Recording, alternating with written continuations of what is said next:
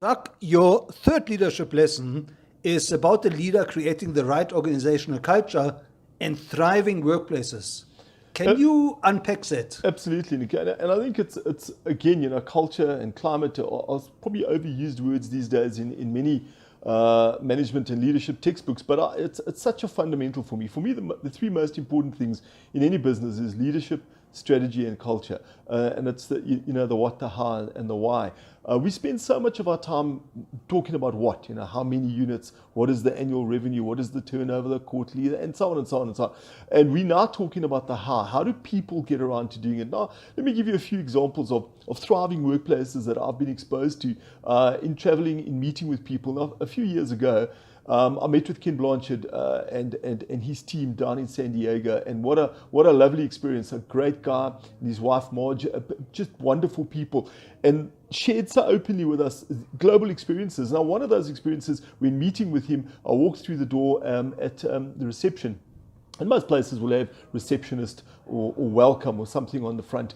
And I met a lady, and her job title was Director of First Impressions. And I couldn't believe it. And I said to her, "What do you mean?" And she said, "Sir, at the Ken Blanchard Group of companies, we're allowed to create our own job title as long as it's descriptive of what we do." And she says, "That's exactly what I do.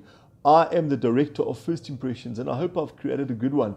And certainly I've retold that story so many times on my travels in various places about what an impression that made in terms of a thriving start as you walk in. Later on, Ken hosted us at his house in San Diego and then introduced us to two other clients of his. One is Southwest Airlines. We met and spoke with the then retired president, Colleen Barrett of Southwest Airlines, the only profitable airline in America at that time. And she spoke again passionately about the culture and how they create an environment, and it's all about their mantra, "We opened America's skies." And I said to her, she said, "Well, what business are we in?" I said, "Well, obviously in the flying business." She said, "No, quite wrong. We're in the customer service business.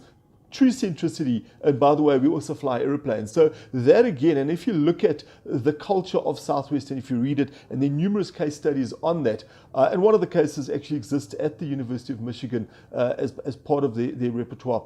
The second example of Ken taking us was the San Diego Padres. Again, if you're not familiar, it's a baseball team playing in the major leagues out of San Diego in California.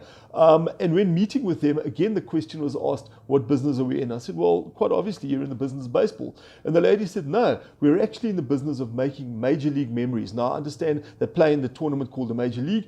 And she said, every person who comes or interacts with the Padres brand must walk away with a major league memory. And it was such a powerful example of that. And while I was there, she asked me, would I like a photograph on the field? And I said, "Yes, I'd be quite pleased to do that. Thank you." And I walked down and we went to home plate.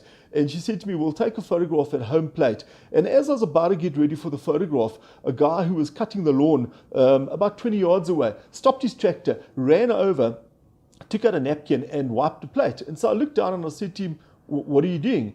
And he said, "It'll make for a better photograph, sir." And he jogged away back to his tractor. And that lady said to me, she said, "That is making major league memories in action for us, creating a thriving workplace."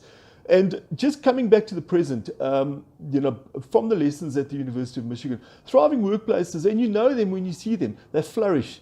There's an abundance of goodness. And just because Mary's got something doesn't mean that Jack doesn't have it. The two are not opposites. You can have a thriving workplace, people happy, and everyone performing to the maximum. And that's certainly what positive leadership and positive organizational scholarship is all about, as a derivative from positive psychology, and that is positive psychology at work in the workplace.